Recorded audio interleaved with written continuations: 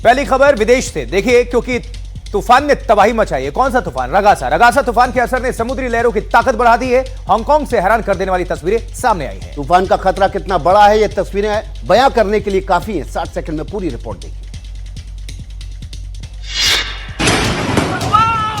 समंदर की लहरें इतनी तेजी के साथ इस होटल में दाखिल हुई कि देखने वालों की आंखें फटी की फटी रह गई।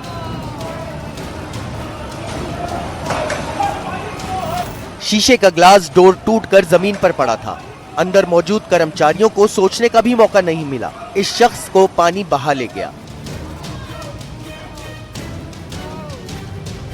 पानी गजब की तेजी से अंदर दाखिल हो रहा था। फ्लोर पर चारों तरफ का मंजर ऐसा था जैसे दरिया मचल रही हो।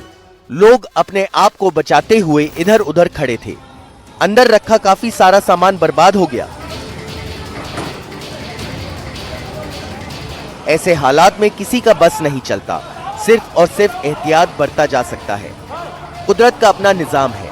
कभी आंधी, कभी बारिश और कभी तूफान के तौर पर इंसान बार बार आफत का सामना करने पर मजबूर होता है।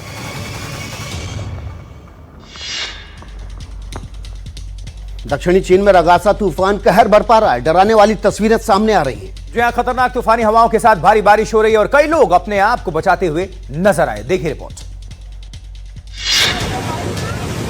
तूफान की ताकत को देखिए और जिंदगी पर खतरे को महसूस कीजिए। खतरनाक हवाएं बारिश के पानी को उड़ाए लिए जा रही थी। मेट्रो स्टेशन पर खड़े ये लोग जान बचाने के लिए इस खंबे से चिपके नजर आए।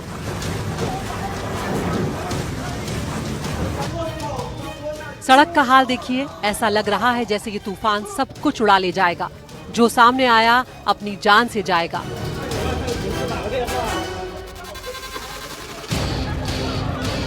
जगह जगह एक जैसा मंजर, तूफानी हवाओं की गूंज खौफ का सबब बन रही है। तस्वीरें बताने को काफी है कि रगासा को क्यों इतना बड़ा खतरा बताया जा रहा है। घरों और दफ्तरों में बैठे लोग भी कांप रहे थे। कुछ शीशे के पीछे से तस्वीरों को कैद करते भी नजर आए।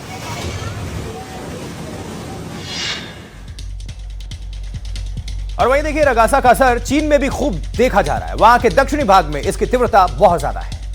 जुआई शहर के तटीय इलाकों में बाढ़ जैसे हालात हैं। 1 मिनट की रिपोर्ट दिखाते हैं आपको। तूफानी हवाओं के साथ जबरदस्त बारिश। ये तस्वीरें बता रही है कि क्यों रगासा को हाल के सालों में सबसे खतरनाक तूफान कहा जा रहा है।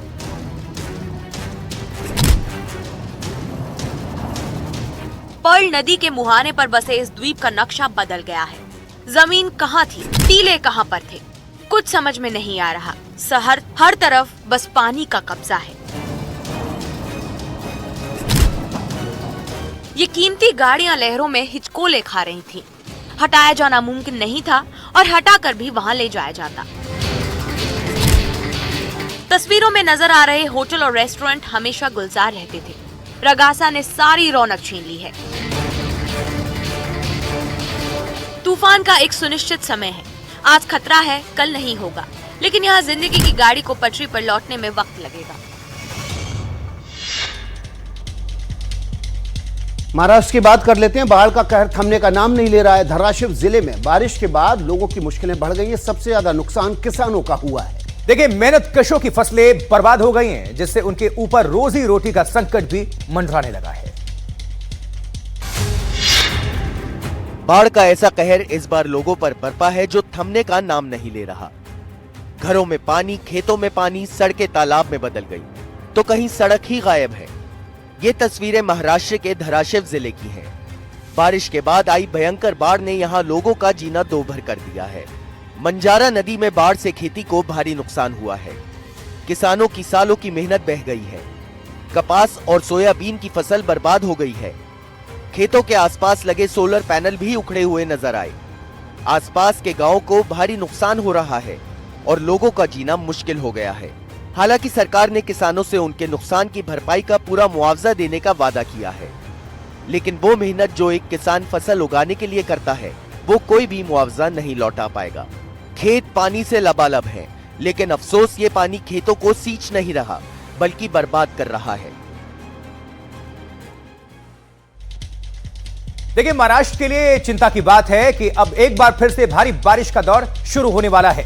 एक नजर डाल लेते हैं अगले 3 दिन में महाराष्ट्र में मौसम विभाग ने बारिश को लेकर क्या चेतावनी जारी की। देखिए, 26 सितंबर को जलगांव, धुले और नंदुरबार को छोड़कर बाकी पूरे महाराष्ट्र में बारिश और भारी बारिश की चेतावनी है। 27 सितंबर को भी पूरे महाराष्ट्र में बादल छाए रहेंगे और भारी से भारी बारिश की चेतावनी जारी की गई है। खासतौर पर मुंबई, ठाणे, रायगढ़, पुणे, सतारा, रत्नागिरी भी शामिल है। और देखिए, इसके अलावा सिंधुदुर्ग, कोल्हापुर, उस्मानाबाद, लातूर, नांदेड़ में भी बहुत भारी बारिश की चेतावनी जारी की गई है। वहीं 28 सितंबर को कुछ जिलों को बारिश से राहत मिलेगी, लेकिन विकास आगे। मुंबई, ठाणे, पालघर, नासिक, रायगढ़, पुणे और रत्नागिरी, सतारा, सिंधुदुर्ग और कोल्हापुर में बहुत भारी बारिश होने की चेतावनी जारी की गई है। बिल्कुल सावधान रहें, सुरक्षित रहें। अगली खबर की बात कर लेते हैं, और अगली खबर कहां से विकास? अगली खबर लद्दाख से। लद्दाख के लिए राज्य के दर्जे की मांग को लेकर अनशन करने वाले सोनम वांगचुक की एनजीओ की फॉरेन फंडिंग का लाइसेंस गृह मंत्रालय ने रद्द कर दिया है। देखिए, कल लेह में हिंसा के बाद वांगचुक ने अपना अनशन रोक दिया था। इस बीच लद्दाख के राज्यपाल ने कहा है कि लेह हिंसा के पीछे उन्हें विदेशी ताकतों की साजिश दिखाई दे रही है। लेह में आज के हालात क्या हैं, जानने के लिए आपको दिखाते हैं ग्राउंड रिपोर्ट। लेह में बुधवार को हुई हिंसा और आगजनी के बाद से आज तनाव भरी शांति है। कर्फ्यू के बीच सड़कों पर भारी संख्या में सुरक्षा बल तैनात किए गए हैं। पत्थरबाजी, तोड़फोड़ और आगजनी के निशान आज भी चारों ओर दिख रहे हैं। बुधवार को सामाजिक और पर्यावरण कार्यकर्ता सोनम वांगचुक के अनशन के 15वें दिन भड़के कुछ युवकों ने लेह में बीजेपी के मुख्यालय को जला दिया था। कई गाड़ियों को आग लगा दी गई थी, तोड़फोड़ की गई थी। इस दौरान हिंसा में 4 लोगों की मौत हो गई। सोनम वांगचुक ने हिंसा के चलते अनशन खत्म करने का फैसला किया। उधर गृह मंत्रालय ने हिंसा उकसाने के लिए सोनम वांगचुक को जिम्मेदार ठहराया। इस बीच सीबीआई ने सोनम वांगचुक के शिक्षण संस्थान Himalayan institute of alternatives Ladakh पर लगे विदेशी मुद्रा नियमन कानून यानी FCRA के उल्लंघन के आरोपों की जांच शुरू कर दी है। गृह मंत्रालय की एक शिकायत पर सीबीआई ने यह जांच शुरू की है।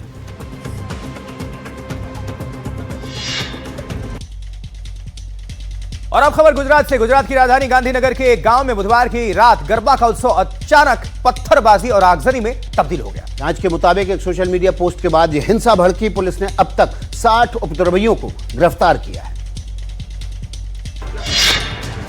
गांधीनगर जिले के बहियाल गांव में बुधवार रात गरबा का उत्सव हिंसक पत्थरबाजी में बदल गया, जो देखते ही देखते तोड़फोड़ और आगजनी में तब्दील हो गई। कई गाड़ियों को तोड़ दिया गया, कुछ दुकानों को तोड़फोड़ के बाद जला दिया गया। एक सोशल मीडिया पोस्ट को लेकर 2 समुदायों के बीच ये हिंसा भड़की। पुलिस ने तुरंत मौके पर पहुंचकर हालात को काबू में किया। इस दौरान पुलिस पर भी हमला हुआ। पुलिस की 2 गाड़ियों को तोड़ दिया गया।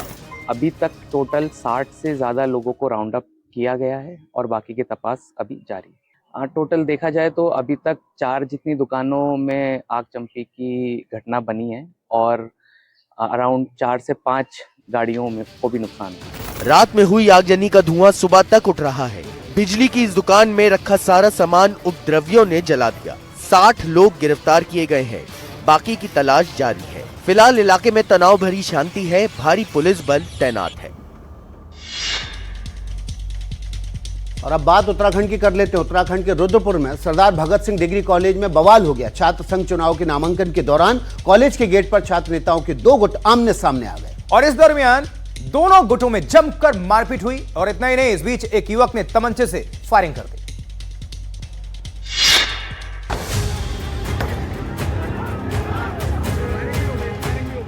दिन दहाड़े फायरिंग की यह घटना उत्तराखंड के ऊधम सिंह नगर के रुद्रपुर की है। सरदार भगत सिंह कॉलेज छात्र संघ चुनाव के नामांकन के दौरान छात्र नेताओं के 2 गुट भिड़ गए और इस दौरान जमकर मारपीट हुई और फिर एक गुट ने हवाई फायरिंग कर दी।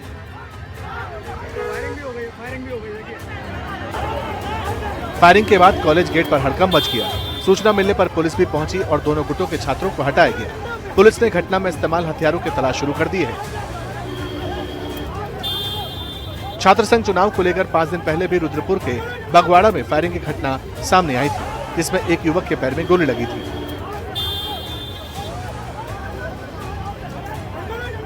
आज फिर से कॉलेज गेट पर एक बार फिर फायरिंग की वारदात पुलिस की कार्यशैली पर सवालिया निशान खड़े करती है।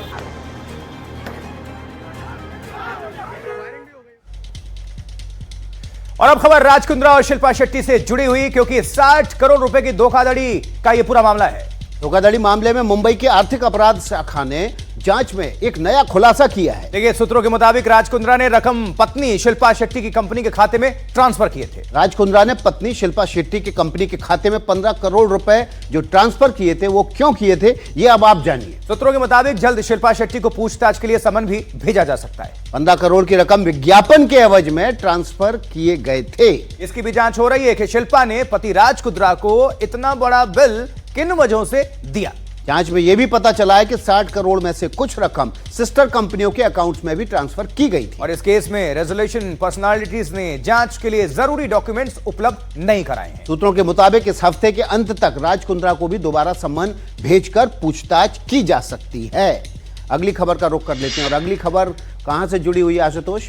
ये खबर है उत्तराखंड से। देखिए, उत्तराखंड के देहरादून में छात्र संघ चुनाव की सरगर्मी है और इसी गहमा गहमी के बीच एबीवीपी कार्यकर्ताओं की गैर जिम्मेदाराना हरकत सामने आई है। देखिए, कार्यकर्ता बिना हेलमेट प्रचार करते दिखे, साथ ही पटाखा फोड़ते भी नजर आए। 60 सेकंड में पूरी रिपोर्ट देखिए।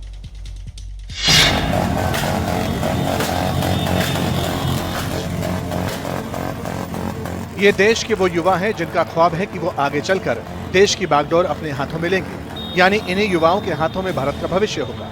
लेकिन इनका वर्तमान देखकर अंदाजा लगाइए कि ये कैसा भविष्य बनाएंगे।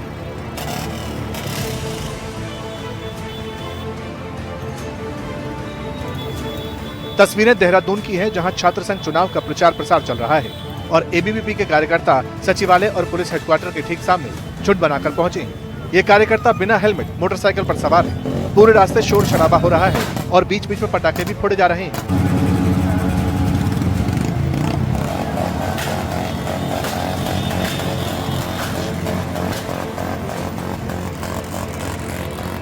इन कार्यकर्ताओं को न तो लोकतंत्र की चिंता है और न ही आम जनता की फिक्र। पूरे प्रचार के दौरान सड़क पर हंगामा होता रहा और आम लोग परेशान होते रहे। और अब बात चुनावी राज बिहार की कर लेते हैं। राजनीतिक गहमागहमी तेज हो गई है। इस कड़ी में कई बार नेताओं की सभा से चौंकाने वाली तस्वीरें भी सामने आई। बिल्कुल, देखिए, सासाराम में कल सीएम नीतीश कुमार की सभा के दौरान भी कुछ ऐसा ही नजारा नजर आया। कार्यक्रम के बाद लोग भोजन के पैकेट पर टूट पड़े और नौबत कहां तक पहुंची, मारपीट तक। देखिए, खाने के लिए मुख्यमंत्री नीतीश कुमार कल सासाराम में कार्यकर्ता संवाद कार्यक्रम में शामिल होने पहुंचे। हालांकि कार्यक्रम के बाद का दृश्य कुछ ऐसा था जिसने सबका ध्यान अपनी ओर खींच लिया। मुख्यमंत्री के जाने के बाद कार्यक्रम स्थल पर भोजन के पैकेट को लेकर कार्यकर्ताओं और अन्य उपस्थित लोगों के बीच भारी अफरा तफरी मच गई। स्थिति ऐसी हो गई थी कि जनता दल यूनाइटेड के जिलाध्यक्ष अजय कुशवाहा को खुद मोर्चा संभालना पड़ा।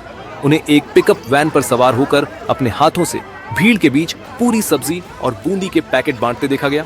भोजन लेने के लिए लोग एक दूसरे पर टूट पड़ते दिखे और मारामारी की स्थिति उत्पन्न हो गई। बताया जा रहा है कि सुबह से ही बड़ी संख्या में लोग मुख्यमंत्री के कार्यक्रम में शामिल होने के लिए दूर दराज से पहुंचे थे। ऐसे में पार्टी की ओर से खाने की व्यवस्था की गई थी, लेकिन भीड़ की अधिकता और व्यवस्था में चूक की वजह से हालात बिगड़ गए।